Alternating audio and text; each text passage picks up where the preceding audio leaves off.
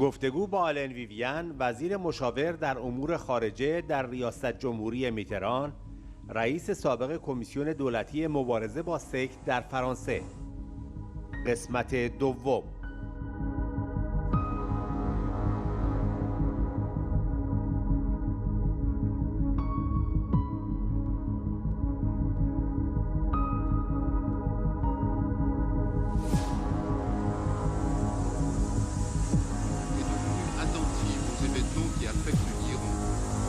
Il est vrai que la France avait déjà accueilli des exilés iraniens en la personne de celui qui allait...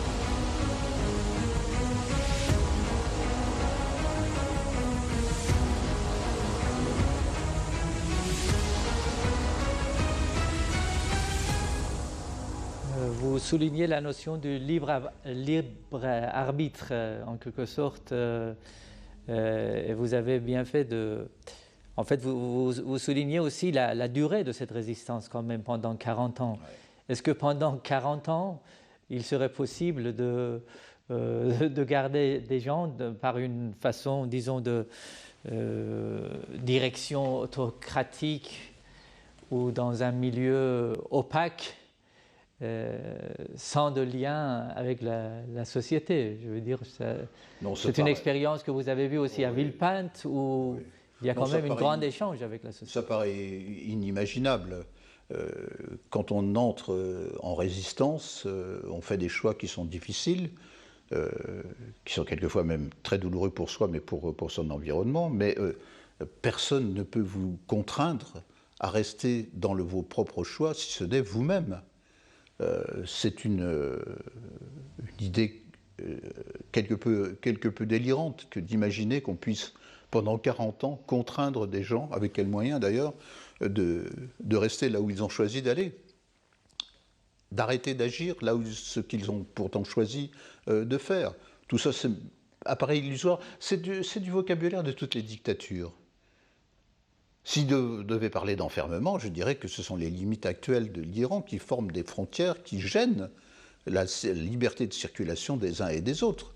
Ce sont les contraintes qui blesse ce que vous avez appelé le libre arbitre, que j'appellerais moi tout simplement la liberté de conscience, qui empêche des gens de penser différemment, de se regrouper, d'avoir une action politique libre, c'est-à-dire de pouvoir se constituer en association, de présenter des candidats aux élections, de réussir ou de ne pas réussir, mais de toute façon de demander la sanction de l'opinion populaire. Quand je vois ce qui se passe en Iran, il est impossible de présenter une candidature librement. Les candidatures sont déjà filtrées au départ, puisque c'est une sorte de comité d'experts présidé par le guide suprême, qui finalement finit par désigner ceux qui pourront être candidats. Ce qui veut dire qu'ils ont peut-être une chance d'être élus. Naturellement, on laisse quelques marges de liberté, mais l'éventail est très étroit.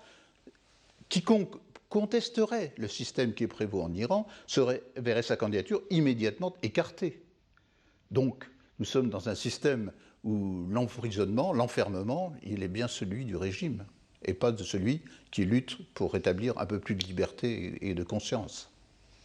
On pourrait dire que vous avez été ami de la résistance iranienne et que votre vision est une vision positive, mais je me rappelle quand vous étiez venu à Ashraf III avec votre épouse, vous étiez accompagné des amis, des anciens parlementaires qui n'avaient aucune connaissance de notre mouvement et qui le découvraient à vos côtés.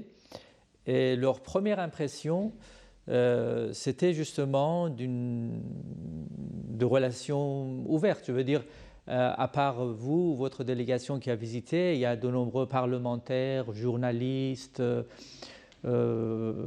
personnalités politiques, d'ailleurs de différents horizons, qui ont visité la vie et les relations de l'OMPI, aussi bien en France qu'en Albanie.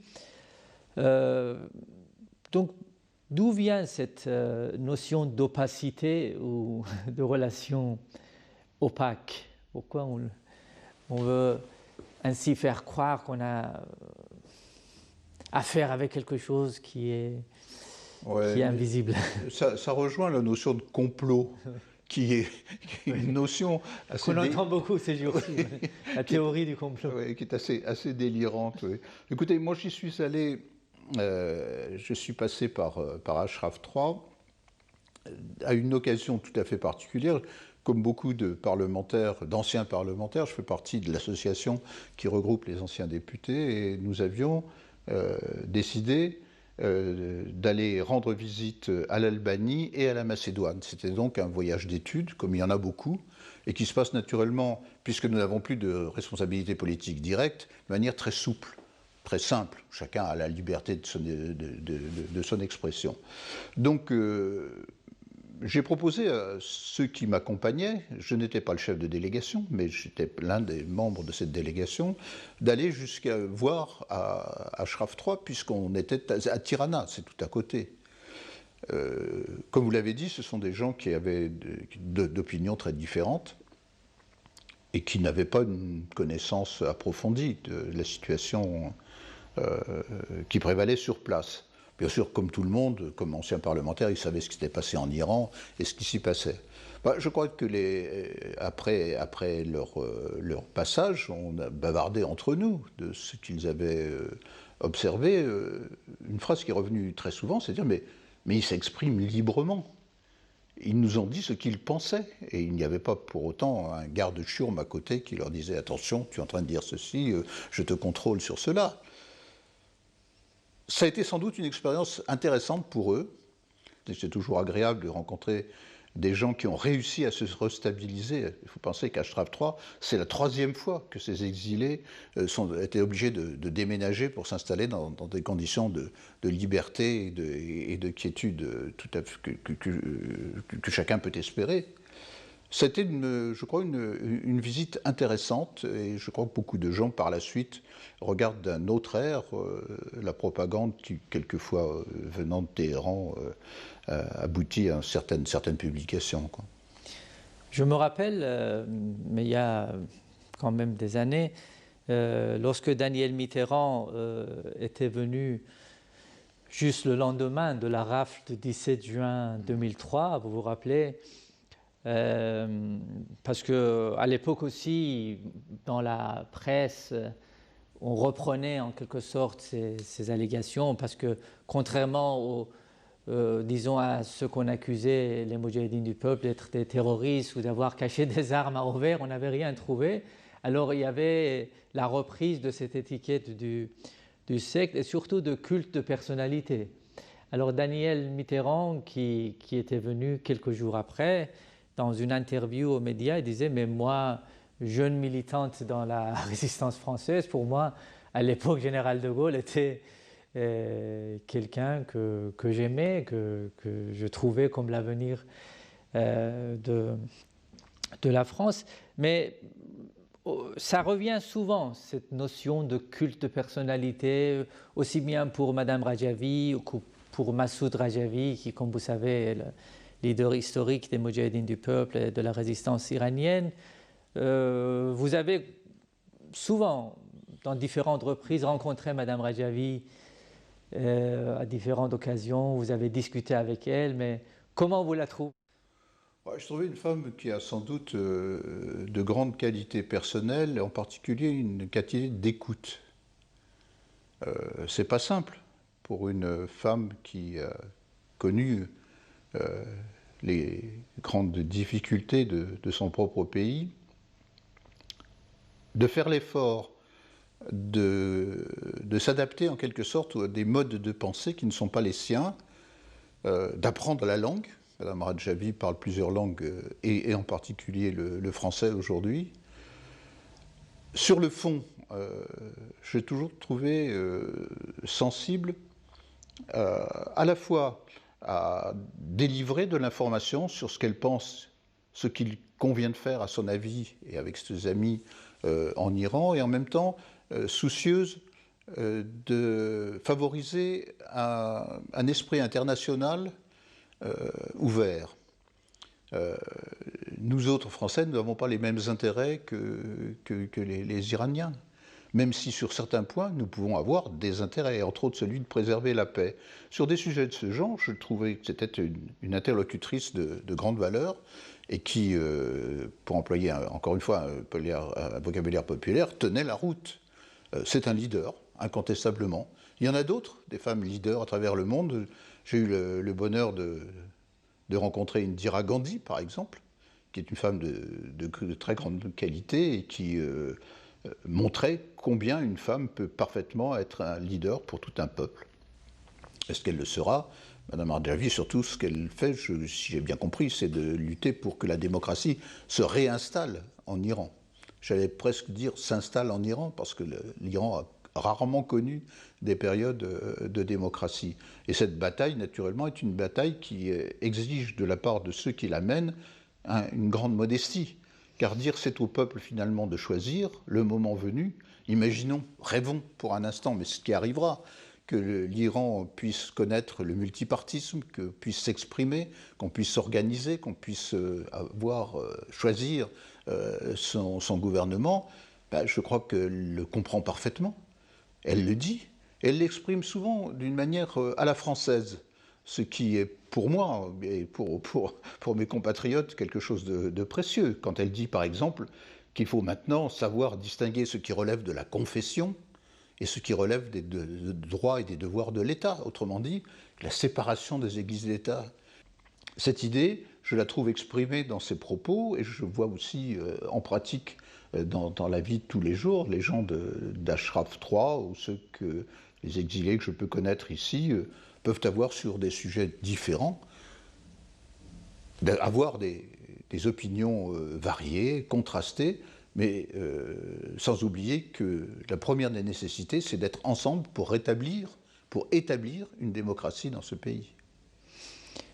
Justement, je me demandais, parce que c'est à travers vous que j'ai appris il y a peu de temps que dans l'hebdomadaire Challenge, parmi les femmes qui ont été choisies ou présentées au public, femmes puissantes. qui peuvent changer le cours de l'histoire ou avoir une efficacité ou changer le sort de...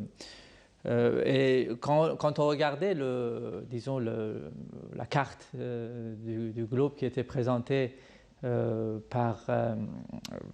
parlait de 100 femmes, mais il y avait, je crois, moins d'une vingtaine qui étaient présentées sur cette carte. Et pour le Moyen-Orient, on voyait qu'ils avaient choisi Madame Rajavi comme une femme qui peut changer le sort de l'Iran. Alors pour certains qui parlent souvent en parlant d'elle comme une femme avec un rôle unique, elle a souvent dit mais c'est toute une génération de femmes qui dans cette résistance sont montées à des niveaux de responsabilité, assumer une responsabilité dans une telle résistance. Et donc ces femmes aussi, vous les avez rencontrées aussi bien à Ashraf 3 qu'à Auvers. Est-ce que quelqu'un qui aurait une culte de personnalité aurait cette capacité de mettre, disons, sur la piste ou sur les responsabilités diverses, autant de femmes qui sont prêtes à vraiment prendre en charge ces responsabilités? Oui, donc je pense que ce serait encore malheureusement assez rare. Je sais que dans le Conseil de la résistance iranienne, pratiquement la moitié des membres sont féminins et qu'il y a un très grand nombre de femmes qui s'engagent et qui travaillent dans le même esprit. Je ne vois pas pourquoi nous autres Européens qui souhaitons promouvoir les responsabilités féminines, et il reste encore beaucoup de choses à faire, s'étonnerait de voir que la résistance iranienne se soit donnée une présidente femme et que dans les organes directeurs, il y ait à peu près autant de femmes. Non, c'est plutôt bon signe, ce qui veut dire aussi que le comportement féminin est parfois moins tourné vers, comment dirais-je, la suprématie personnelle. Oui. Pour avoir beaucoup vécu dans le domaine politique européen, et français en particulier, le nombre de compétiteurs suprémacistes chez les hommes est assez effrayant. Comparé, alors peut-être est-ce que les femmes auront un jour des défauts semblables? Je ne pense pas, parce qu'il y a quand même une attitude féministe qui est plus, comment dirais-je, plus réaliste et en quelque sorte plus respectueuse. Donc de ce côté-là, je crois qu'on ne peut que progresser ensemble.